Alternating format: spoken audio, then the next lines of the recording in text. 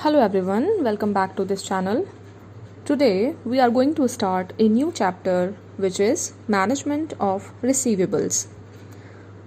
This chapter provides you the understanding of the meaning and nature of receivables, cost associated with receivables, meaning and objectives of receivables management, factors affecting investment in receivables, credit policy, credit evaluation, control of receivables, formulation of collection procedure, monitoring and controlling of receivables with some graded illustrations and key terms. So let's get started. A business firm can sell goods or services on cash as well as on credit basis. In case of cash sales, payment is immediately received, but when goods or services are sold on credit basis, the payment is deferred for future. Receivables, debtors and bills emerge on account of this credit facility extended by the firm to its customers. These receivables constitute a significant portion of working capital, which is an important component of it after inventory. In India, in some business enterprises, the ratio of receivables to total assets ranges from 16% to 20%, and they form about 1/3 of total current assets. Though this assets is not financed separately from the capital market like other assets, still a substantial portion of the capital remains blocked in receivables in large business enterprise. That is why an effective and efficient management of receivables is inevitable, so that the investment in the receivables is kept at the optimum level. Meaning of receivables. Receivables arises when goods or services of a firm are sold on credit basis. Therefore, credit sales are receivables. According to Hampton, receivables are asset accounts representing amount owed to the firm as a result of the sale of goods or services in the ordinary course of business. Thus, receivables are an asset and represent claims of the firm against its customers. These are shown in the assets side of the balance sheet under titles such as bills receivables, notes receivables, sundry debtors, trade debtors, book debts, accounts receivables, etc. These receivables are the result of extension of credit facilities to the customers. The objective of such facility is to allow the customers a reasonable time in which they can pay for the goods purchased by them. Receivables or debtors have the following characteristics. Number 1. It involves risk. Risk is involved in receivables and it shall be analyzed carefully. This is because in credit sales, cash payment is yet to be received, whereas there is no such risk involved in cash sales. Number 2. Based on present economic value. In the case of credit sales, the economic value in the form of goods or services passes immediately to the customers, whereas the seller expects an equivalent benefit, that is cash, at a later date. Number 3. It implies futurity. The buyer makes the cash payment for goods or services received by him in future period. Benefits of receivables. As stated above, receivables are created because of credit sales. Therefore, the creation of receivables is directly related with the objective of making credit sales. The credit sales are required for the following purposes or objectives. Number 1. Growth in sales. Provision of facility of credit sales by a firm to its customers is a powerful stimulant for increasing sales.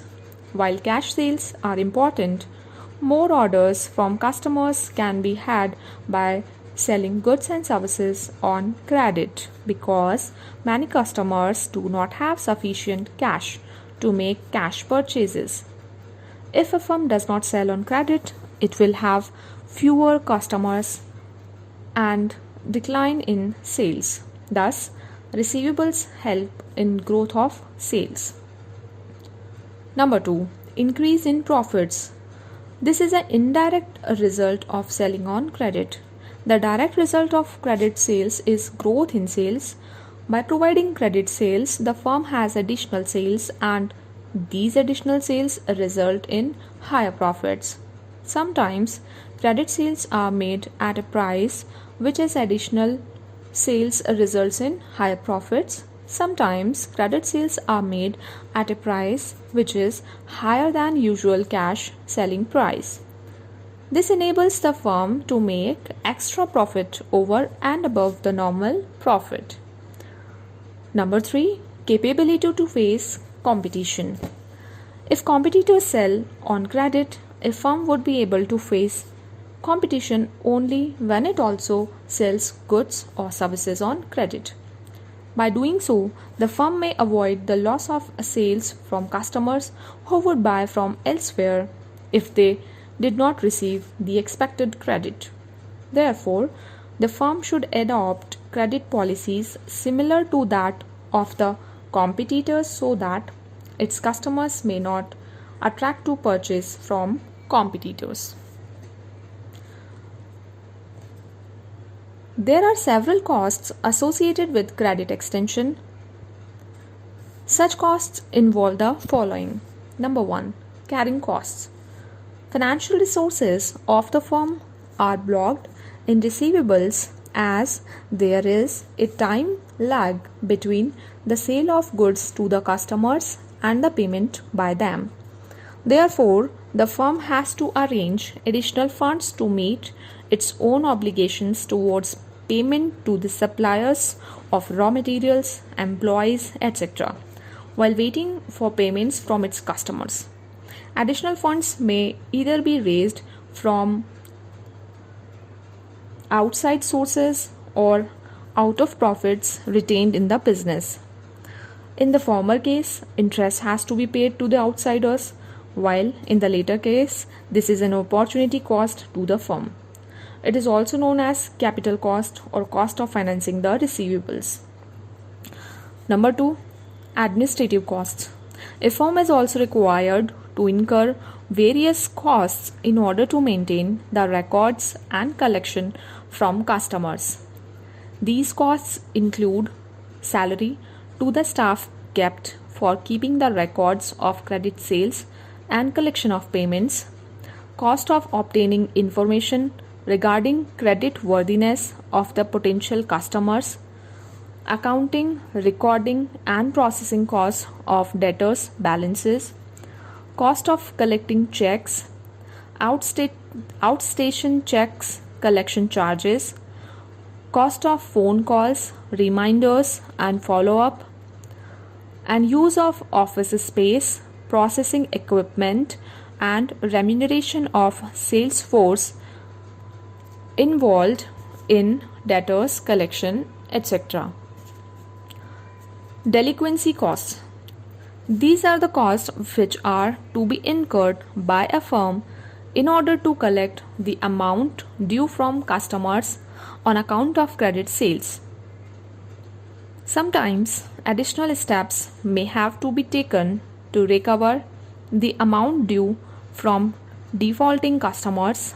The cost of such extra steps, example, reminders, legal charges, etc., are known as delinquency costs. Lastly, defaulting costs. Sometimes the firm may not collect the overdues from the customers since they are unable to pay.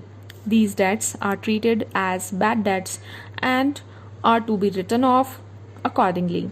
Since the amounts will not be realized in future, such costs are termed as default costs. So this is it for today's lecture. Thank you so much for your patience and listening to it.